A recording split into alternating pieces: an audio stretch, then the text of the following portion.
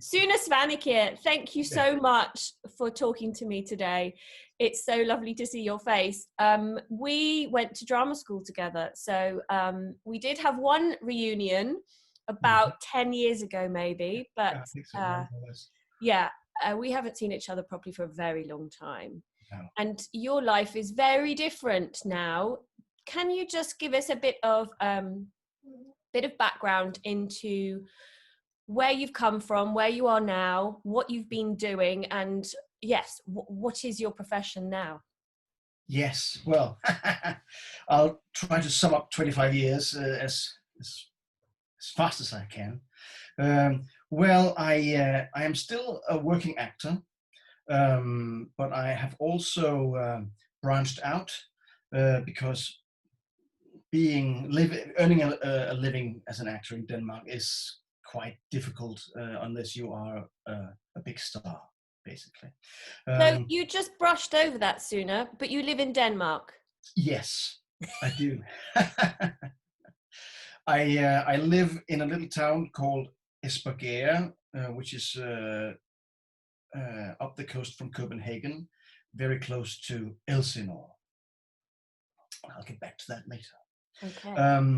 Yes, so I'm acting, but mostly in children's theatre and some live interpretation events in the Kronborg Castle in Elsinore, actually, Hamlet's Castle. I've been doing Hamlet live this past year for the museum guests. Playing Polonius.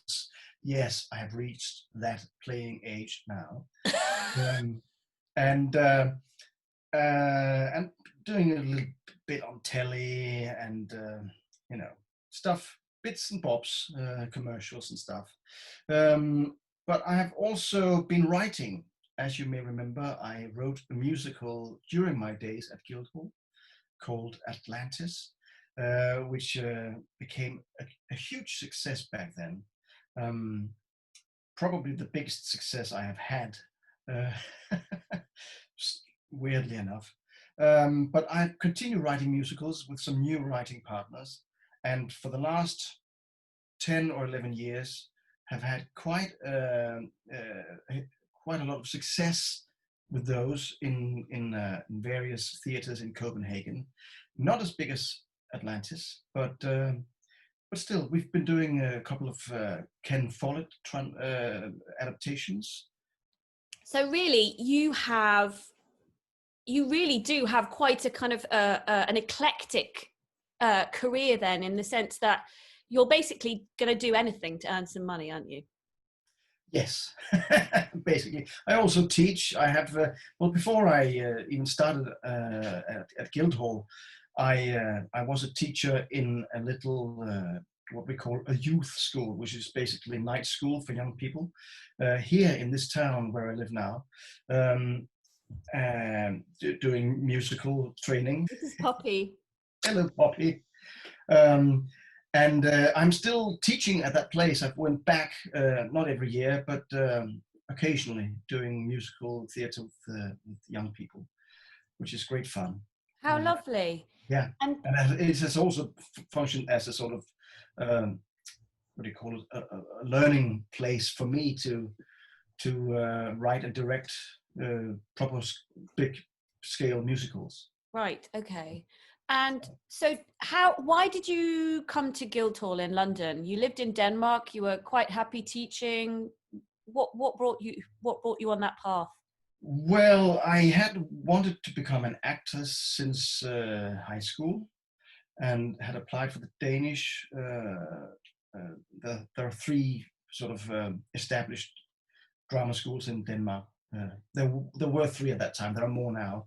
And I sort of made it to the what do you call it, to the final recalls, but didn't get in, and sort of abandoned the whole idea. And then my cousin Maria was training at Guildhall as a stage manager. Ah. And she said to me, "Why don't you apply over here?" I thought, well, that sounds like a laugh.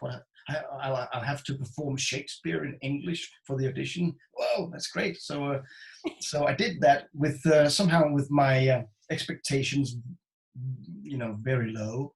I just did it for a laugh, and it was over an extended weekend. And when I got back home from London, I was accepted at Guildhall. So my life was in turnaround. I had a girlfriend. I had a place to live in Copenhagen, which I was really fond of, and now I had to move to England.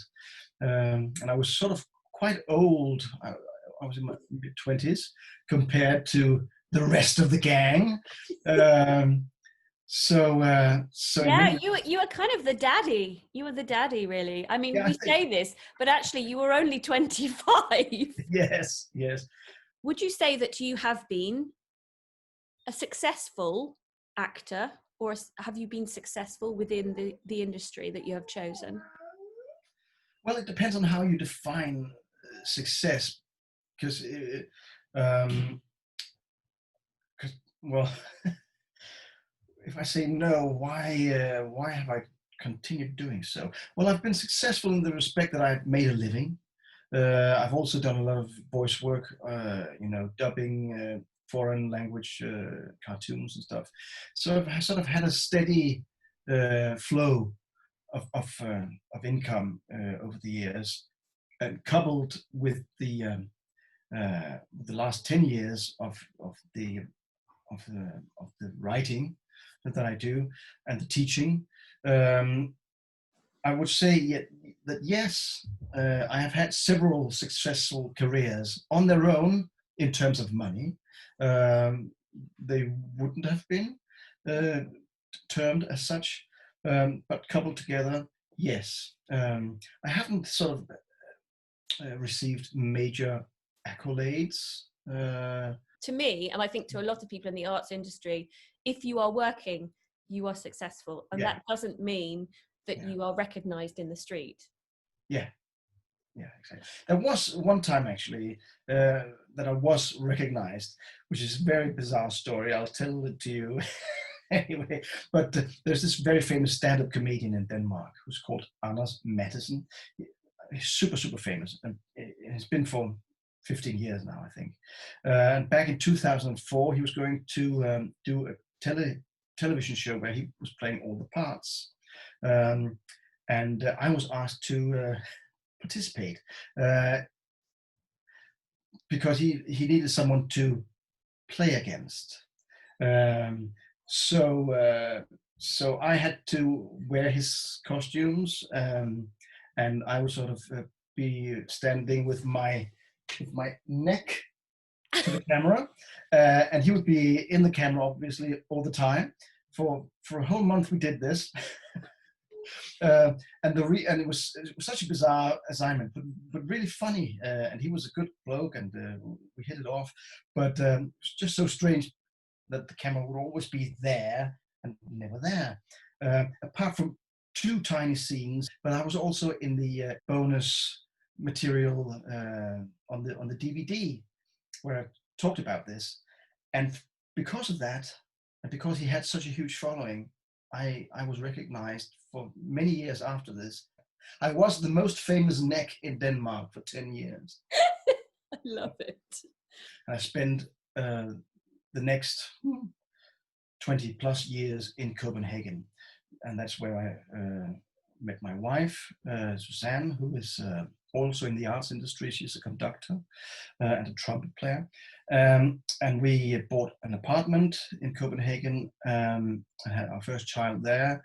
And then we left and bought a house, a lovely house, very close to the coast here in Esbjerg. And that is 3 years ago, 3+ Okay. years. Okay. Yeah. So tell me, Sune, how has COVID-19 affected you? Dun, dun, dun.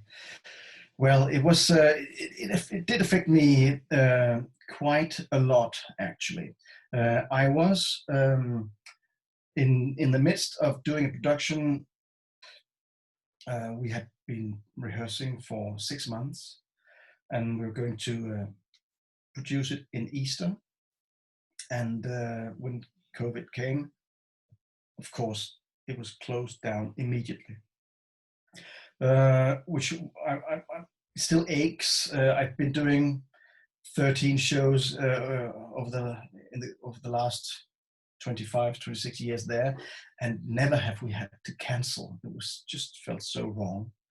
And there are 100 young people involved in this, and of course they were really shocked and sad. But I was as well. It was so bizarre, suddenly, having it all yanked away. The only good thing was that the administration did pay us the full amount that they owed us, the whole fee. So in that sense, I got off to a good start in COVID. Then came the lockdown, and I was here for 6 weeks with my wife and kids, and that was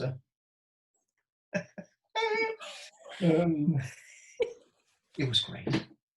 And we had lots of fun. We went on trips, and we were fortunate to have the garden, which was really, to think of all those people living, if we had stayed in Copenhagen, it would have been madness. Yeah. More so than it was. So both you and your wife were then, that was everything just stopped? Yes. Yes. Suzanne had some, she's also arranging music, and she had some assignments that she could do. So oftentimes she would sit in her office down in the basement and do that while I hung out with the kids. Seems fair. Yes. But so at times it was really tough, I must say. But it was also great. They are, two lovely little rascals, full of pep. Good word. Yes. I had a show that had just started when lockdown came. It was a Ken Follett adaptation, a book called A Column of Fire, which played in a theater in Copenhagen, and they played for 6 days, and then it was all over. And I had 2 shows that were going to run in the summer, amateur productions, but shows that I had written, so we would get some royalties off of those. And they were cancelled very shortly afterwards. And I was also going to appear in what we in Denmark call a summer review. Review being a term of a show that is compiled of sketches and songs, sometimes topical. And we did that last year for the first time in Elsinore, which hadn't had a review for many, many years. So we sort of revived the tradition. And we had to cancel that. We sort of kept hoping because of the Danish authorities' way of handling the situation. It looked sort of not too bad, actually, in the beginning. But we realized that even if we open, even if we had been able to open, people wouldn't have come because everybody was still so scared of this thing. So we've postponed that to next year. So lots of stuff collapsed. Luckily, my contract with Kronborg Castle in Elsinore was not cancelled. They, being a museum and not a theatre, even though they employ actors, they sort of hoped that they would be able to open eventually, and they said they were sure that they would be able to attract more people if they had actors doing Hamlet all day than if they didn't. And lo and behold, I think they were going originally. They were going to open on June 1st, and they opened June 8th. I think we started that day as well, or a couple of days later. Okay. Yeah. So we had the month of May where we had to do our rehearsals. We started doing rehearsals on Zoom. and then we went into parks. We couldn't be at the castle. We weren't allowed. I don't think we were even allowed to rehearse in the parks because the castle is directly beneath the government sort of in structure. So everybody working there is working for the state, and all state employees had to be at home still. They were still locked down, even though the rest of the country had opened. But so we sort of rehearsed in secret in parks for a couple of weeks, just to prepare if they suddenly opened, and we could sort of deliver, which was trying to accommodate our employers. Our premiere was a little bit haphazard. We weren't quite ready. You were getting paid while you were rehearsing? Yes, we were employed for 4 months, 1 month of rehearsals, 3 months at the castle, and we got the full pay for that as well. Okay. So for a while we were actually the only actors in Denmark performing, because theatre culture had been shut down. Not culture, but theatre had been shut down until I think September. What support was there out there for the arts industry? Yes, well, in the beginning, we had a culture minister for cultural affairs who sort of seemed as if she was not really doing her job. She was sort of more focused on following orders, I think. So she sort of said something like, in a time like this, we don't need culture, or culture is not important. We have to, put it aside. Mm-hmm. And it really sent people off the rails, on the barricades, but that meant that there was literally no talk of helping the arts for a long time. It was businesses. It was practically every other department. And how did the arts community deal with that? Well, there was a huge outcry and a lot of writings on the social media and in newspapers, but it was difficult to really get the points through or be taken seriously, because the vast majority of the population, I think, agreed. I mean, nobody was interested in going to the theatre. And so they were sort of thinking short term, I guess, here and now. But as eventually our prime minister came out and said, well, culture is what is defining us, it's bringing us together. So obviously we have to support the arts, because eventually we're going to want to meet each other again in an auditorium or a theatre or a cinema. And so in August, I think, cinemas were allowed to open, but with social distancing, and also some types of theatre. Have you had effectively a sort of a second wave now? Yes, I think that's fair to say. But the numbers were really good in May and June, because of the very, very aggressive lockdown. But you couldn't do festivals, but you could do a wedding. Oh, really? Yeah. Strange. I mean, I do find it fascinating, how different countries have dealt with it. It's so confusing. It's so confusing. Yeah.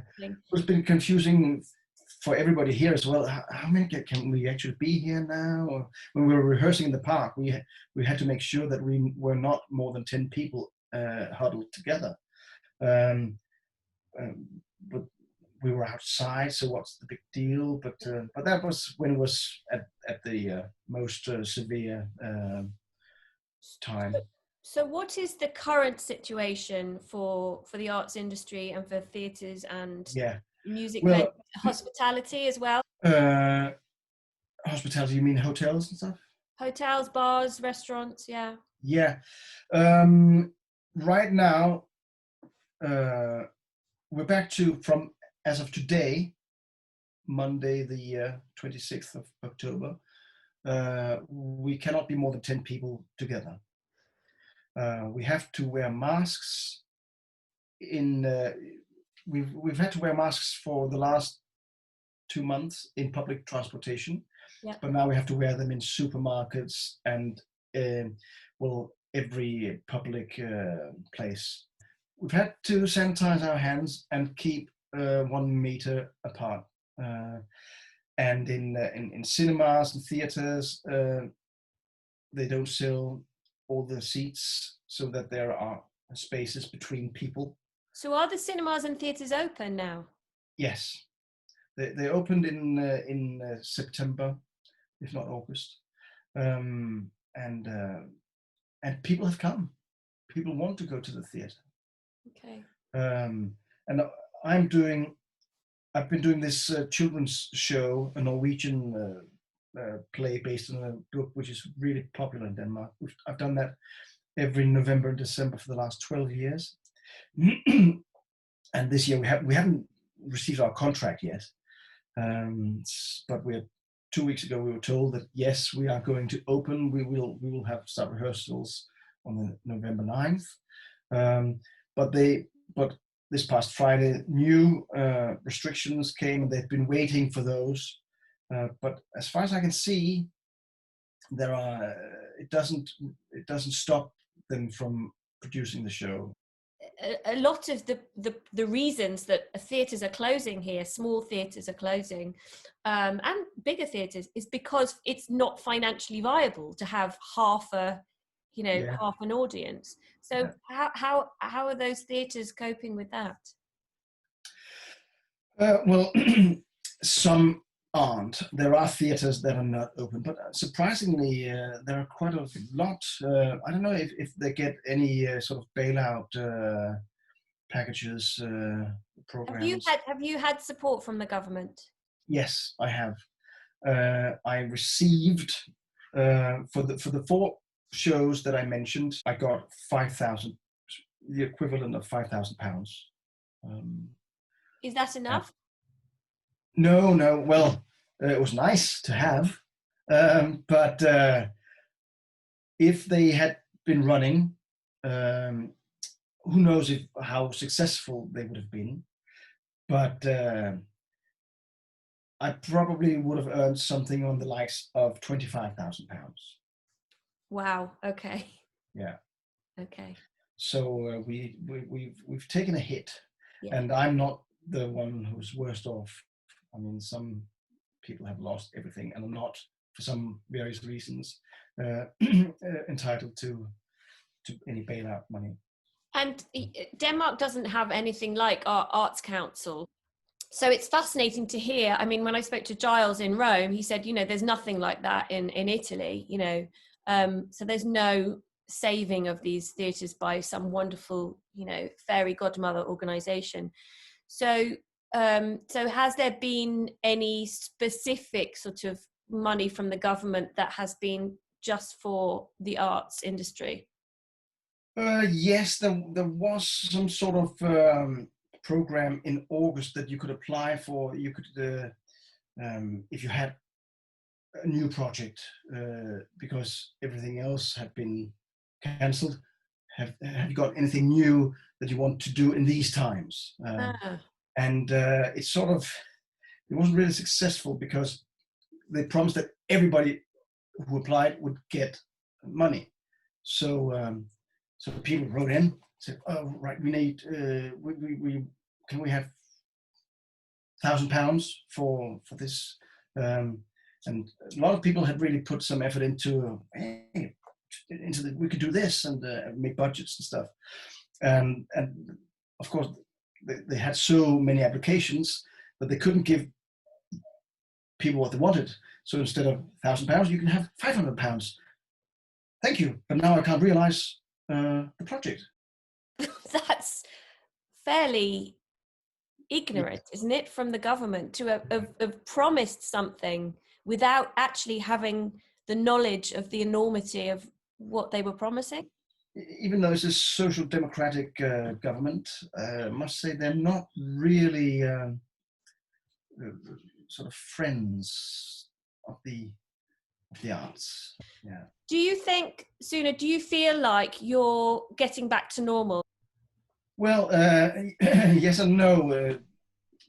Suzanne she's had this 3.5 year contract with a military orchestra in Jutland, which is the southern part of Denmark. So during lockdown, she got her salary, even though she had to stay at home.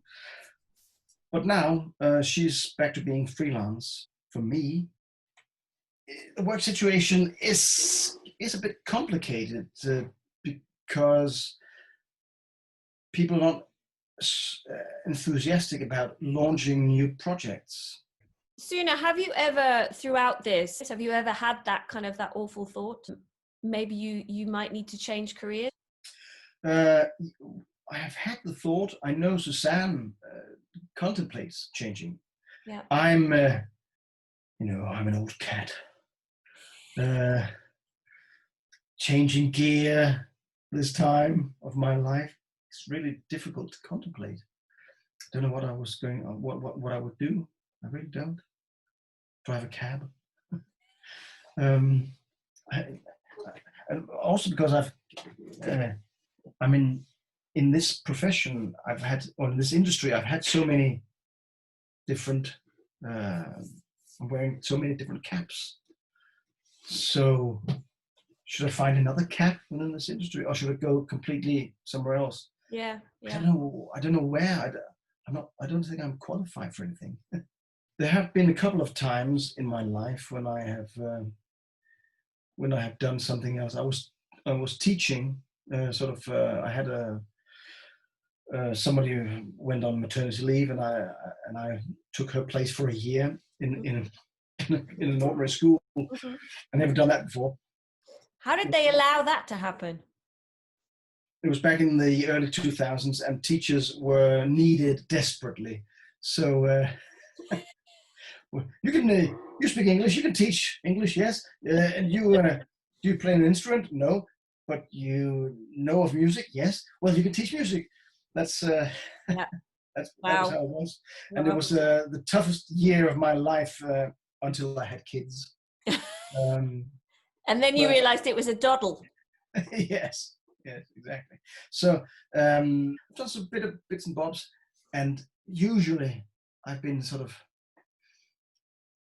discontent, basically, because there isn't an actor in the world who hasn't had to do other stuff as well. Whether there isn't, is there? Not even the most famous, Mm-hmm. So do you think there will be? Do you think the industry there in Denmark will be scarred from this? There was a time when I thought that it would change things forever if they get this disease under control and doesn't branch out into new viruses. Then eventually it will go back to normal because people need it. They want to.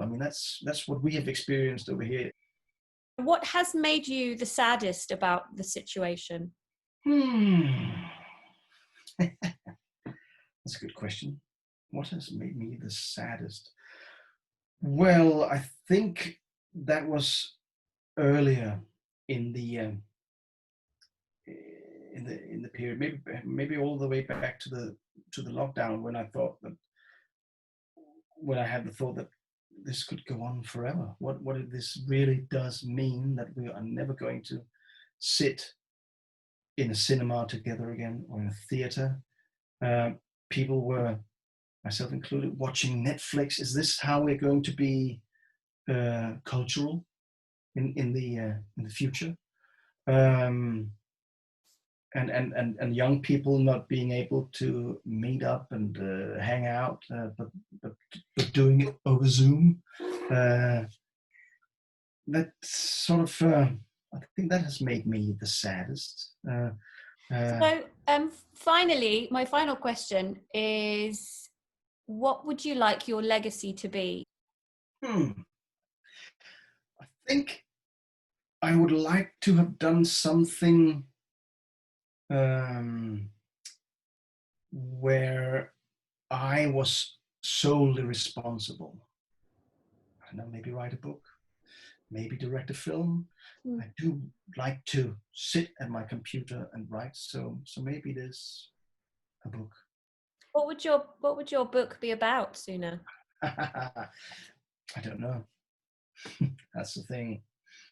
So maybe story of a father in lockdown, tormented by his kids.